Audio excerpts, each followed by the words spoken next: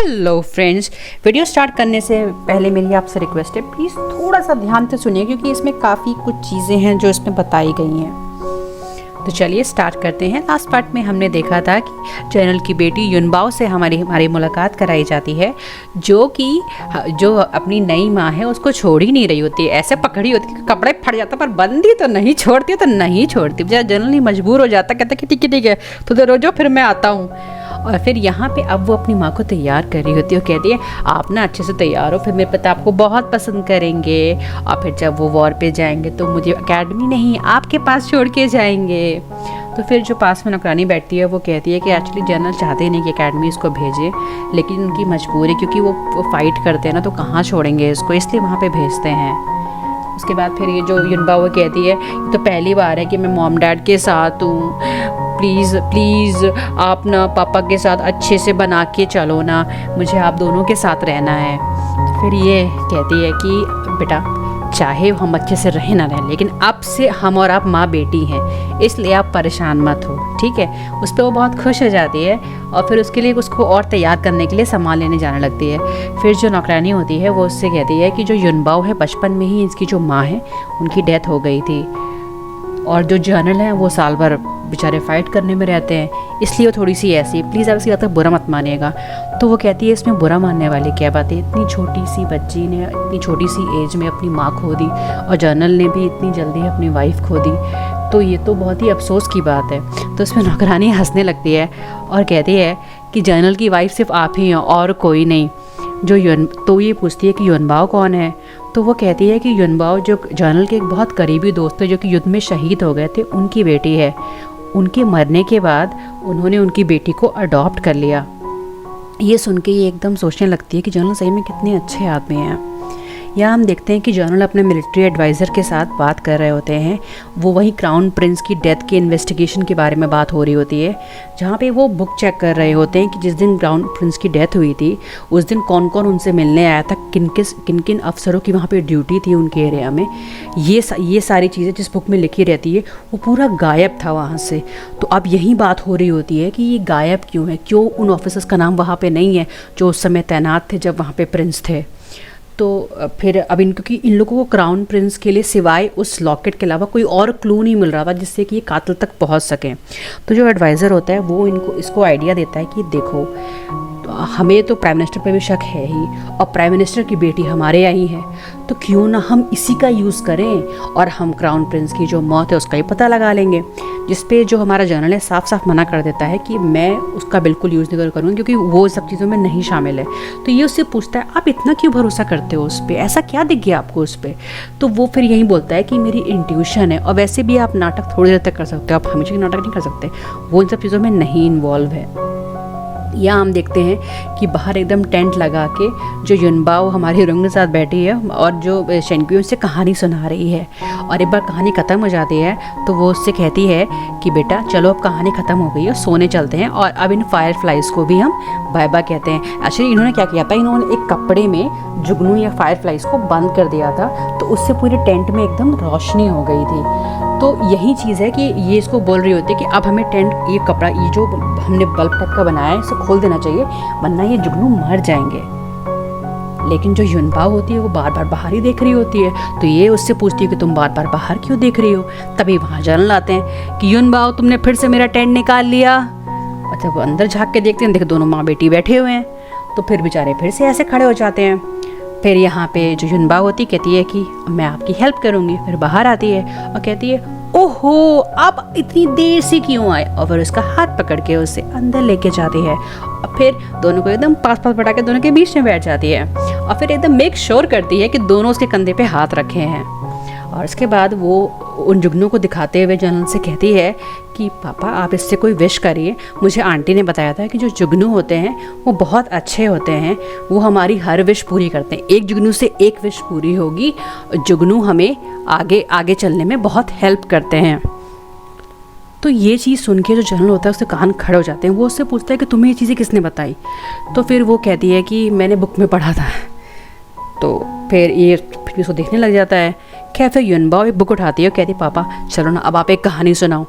तो फिर जो हमारी हीरोइन है वो कहती है जनरल आप इसको कहानी सुनाओ, अब मैं चलती हूँ अब। तो जैसे वो जाने लगती है उसको रोक लेता है, कहता है कि ये कहानी फायरफ्लाइज के बारे में ही है, तो सुनो, तुम रुको, तुम भी सुन के जाओ। उसके बाद कहती चलो ठीक है सुन लेती हूँ। फिर ये कहानी सुनाना शुरू करता है, पर इतनी बोरिंग कहानी सुना रहा होता है कि माँ बेटी दोनों सो जाते हैं।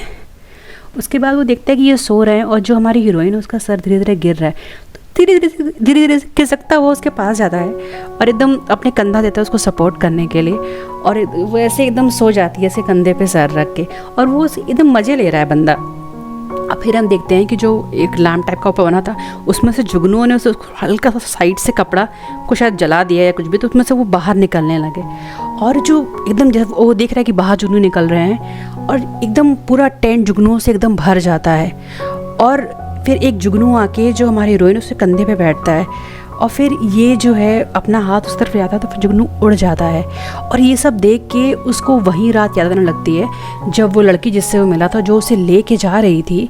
तो क्या होता है, क्योंकि लेके वो जा रही होती है तो बेचारी बहुत थक जाती है क्योंकि उसको भी चोट लगी होती है, तो फिर वो गिर जाती है एक जगह। और फिर क्योंकि हर जगह इतना अंधेरा होता है वो एकदम उठ ही नहीं पा रही होती है, लेकिन तभी उसे एक जुगनू दिखता है और एकदम वो खुशी खुशी बोलती है कि जनरल उठिए, देखिए हमें जुगनू दिख गए, हमें रास्ता मिलेगा, ये जुगनू हमारी ख्वाहिशें पूरी करते हैं।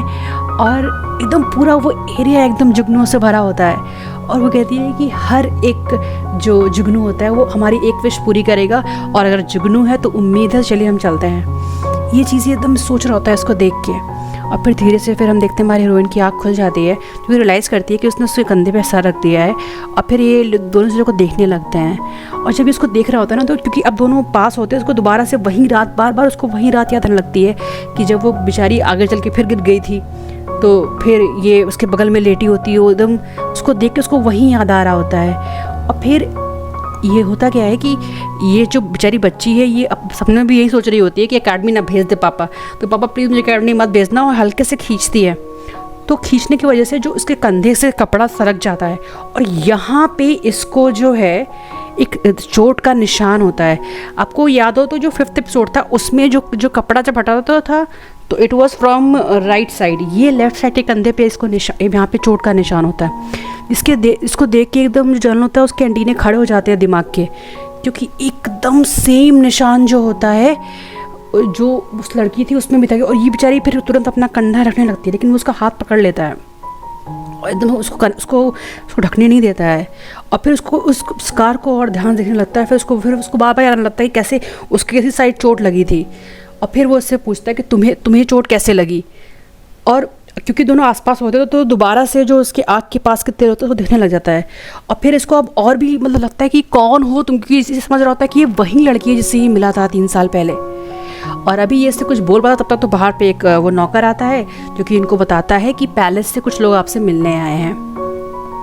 यहाँ पे फिर से वो इनुच आया होता है वाइन लेके, जो किंग ने भिजवाई होती है इनके लिए, और ये जनरल और वाइफ को देने के लिए। तो फिर हमें फ्लैशबैक में दिखाया जाता है कि ये जो इनुच होता है इसको प्रिंस ने कुछ गोल्ड पूरे ब्रिक्स दिए रहते हैं, क्योंकि इसी ने जो रिकॉर्ड्स गायब नहीं थे, जो बता रहे थे कि पूरा रिकॉर्ड ही गायब है, कौन कौन से ऑफिसर थे, इसी ने गायब किया था। तो यही ये इस गोल्ड इसका लेकर आया था, और उसे कहा था कि आप घबराई मत, मैं वहाँ जा रहा हूँ, मेक श्योर करूँगी कुछ प्रॉब्लम ना हो, क्योंकि मुझे अभी जाना ही है वहाँ पे, मुझे कुछ काम है। और काम ये होता है, और पीछे हम देखते हैं कि पीछे जो है ये जो चंट प्रिंसेस है वो होती है, और वो वही वाइन की जो बॉटल है उसके पास होती है। दरअसल ये जो वाइन होती है ये किंग ने भिजवाई होती है, तो यहीं लेके इसको जाना होता है वहाँ पे। तो वहीं वो बता रहा होता है कि मैं वहाँ जाऊँगा, एक बार मेक श्योर भी करूँगा अगर कुछ की दाल में कान ना हो, ताकि आपका मतलब कोई पकड़ में ना आए सारी चीज़ें। और फिर ये मौका देखते चक्का मार के इसमें ये एकदम नशे वाली दवा मिला देती है, और एकदम मस्त ये यहाँ पे बतिया रहे होते हैं, दवा मिला देती है, और यही वाइन ये यहाँ पे लेकर आए होते हैं। यहाँ पे ये वो सेम दवा फिर अब इधर वाले वाइन में मिलाती है और मस्त इस प्रिंस को देती है, और फिर तो एकदम मौके पे चक्का मारते हुए तुरंत उससे किस करती है, और फिर दोनों मस्त करीब आते हैं, और ये एकदम मज़े ले रही होती है आराम से, क्योंकि ये यहीं चाहती थी और वो वहीं करती है। यहाँ पे हम देखते हैं आगे कि जो ये लोग हैं ये दोनों ने वाइन पी, और वाइन पीने के बाद जो जनरल होता है एकदम से इसके करीब आने लगता है हमारी हीरोइन के, तो वो उससे कहती है कि वाइन ख़त्म हो गई है तो मैं चलती हूँ, मतलब वैसे भी देर हो रही है। और ये उठ के ये जाने लगती है, और उठ के और आगे अब, लेकिन फिर जो जनरल होता है उसको रोकता है और बोलता है कि सुनो, मैं तुमसे कुछ पूछना चाहता हूँ, क्या हम पहले मिले हैं? तो वो मुड़ती और कहती है कि जनरल अच्छा मजाक कर रहे हैं आप, हम लोग कैसे पहले मिल सकते हैं? तो वो उसे कहता है कि जो फायरफ्लाई की स्टोरी तुम मुझे सुना रही थी वो तुमने कहाँ सुना? तो वो कहती है कि मुझे याद नहीं ठीक से। तो फिर वो उसके पास आता है और उसे कहता है कि पर मुझे याद है, मुझे याद है कि ये कहानी मैंने कहाँ सुनी थी और किसने मुझे सुनाई थी। और जिसने मुझे सुनाई थी उसकी आंखों के पास एक काला तिल था, उसकी आवाज़ भी मुझे अच्छे से याद है, मुझे बल्कि उसके कहे गया हर एक शब्द अच्छे से याद है। और अगर आज वो मेरे सामने हो तो मैं उससे कुछ पूछना चाहता हूँ कि क्या उसे मैं याद हूँ जिस तरह मुझे वो याद है। तो वो बस उस पर इतना कहती है कि शायद उसे याद होंगे आप। एकदम इसकी देखिए जनरल देर हो रही है, मुझे चलना चाहिए, मैं यहाँ नहीं रुक सकती। और फिर ये जान लगती है। तो फिर वो उससे कहता है कि अच्छी बात है अगर मैं उसको याद हूँ, क्योंकि फिर मैं उसे कुछ बताना चाहता जो अब मैं उसे बता सकता हूँ कि पिछले 3 साल में एक दिन भी ऐसा नहीं होगा जिस दिन मुझे उसकी याद ना आई हो, या ये कहूँ कि एक भी दिन मैं उसे नहीं भूला।